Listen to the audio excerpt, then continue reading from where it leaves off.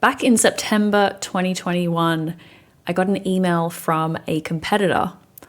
It was back when I owned Bobsled, a retail media agency, and this competitor asked for an urgent call about an HR matter.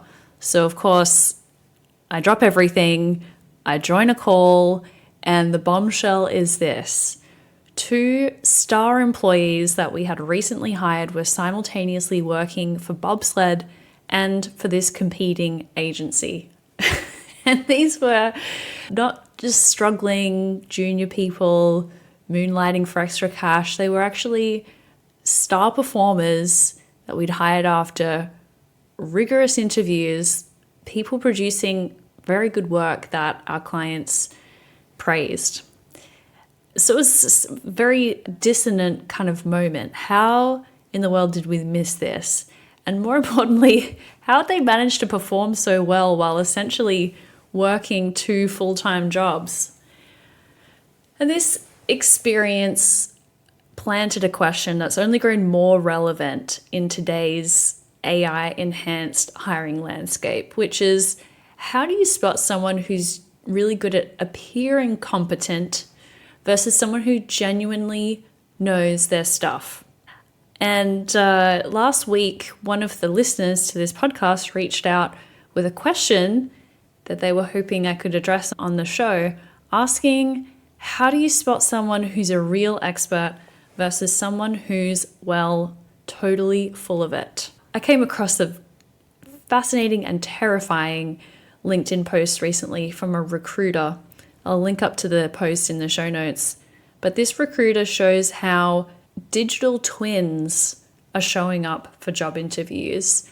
And so in order to figure out if the person on the other end of the Zoom call is real or just a fake avatar while the candidate is looking up answers to your questions on ChatGPT, how these recruiters are figuring that out is apparently if you wave your hand across your face in between the screen and your face, the shadow doesn't appear correctly, and that's how they're able to tell if it's a real person on the other side of the Zoom.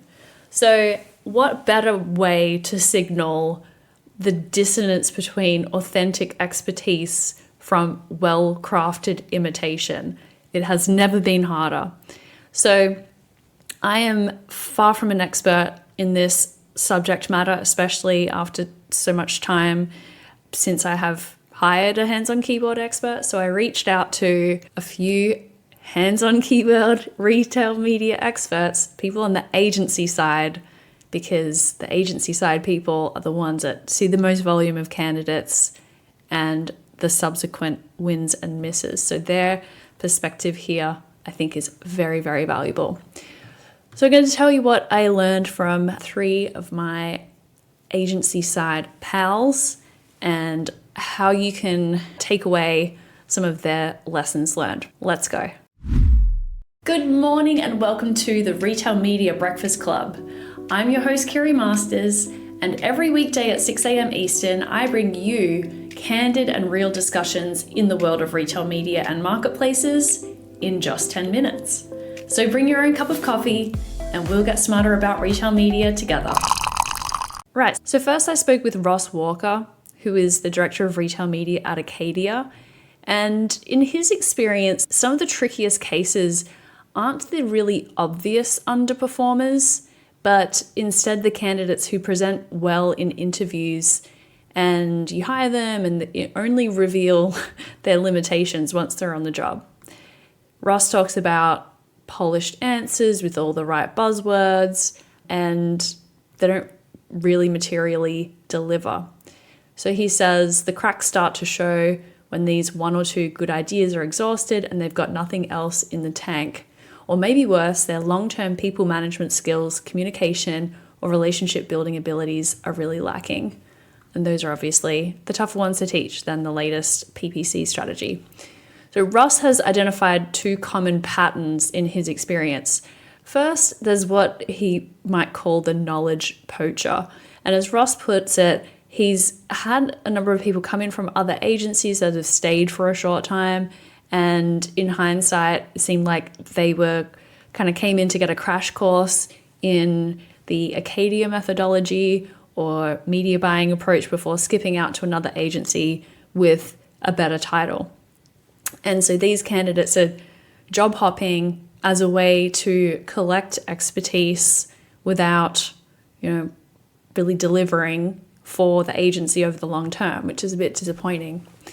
And then there's also the shallow strategist. And in Ross's words, this is people who can execute one plan well, but as soon as the client starts asking questions or they face challenges outside their immediate sphere of influence, they freeze up. So they're sort of like the one-trick pony, right? These candidates lack strategic depth and adaptability that are needed in a constantly evolving environment. So Ross's solution here is internal promotion wherever possible, and starting with people early in their careers who are still hungry to learn. They can fail at a level that's totally acceptable and grow more organically in their roles. He said a lot of our best hires have been with us for many years and grown into senior positions over time. The next agency leader I spoke with was Mike Feldman, who is SVP and Global Head of Retail Media at VaynerMedia. He gives us some good specifics here. So he talks about situational interviews, which are pretty common, but he has a specific structure that he likes to use. He says he'll often tell candidates, I'm going to ask more situational questions, like tell me about a time when, and that I'm specifically looking to see them answer in a SBO format. That is situation, behavior, outcome. And so in this case, he's not evaluating, what the correct answer was. He's evaluating their thought process and approach versus the actual answer or example itself. This helps to understand how candidates think rather than the specific examples that they share. Mike is also insistent on really purposeful interview panels.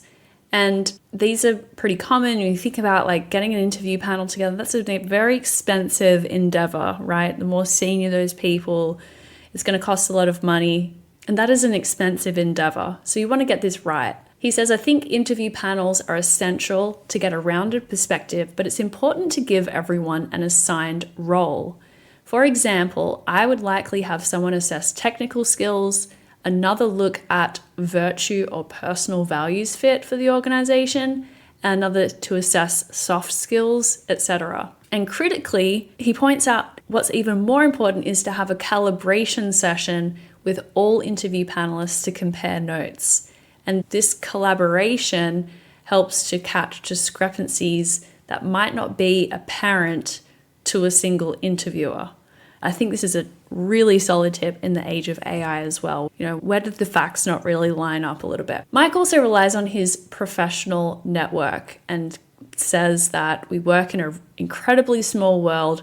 And if I have candidates that have been around the industry for a few years, I'll often check with people that have worked with them before. So true. It is not such a big industry. And as I mentioned in my personal anecdote, all of the agency owners and leadership know each other and talk pretty often. So it's hard to escape if you're really out to misrepresent yourself. Mike shares this other example where he had a candidate that soared through the interview process and everyone loved them.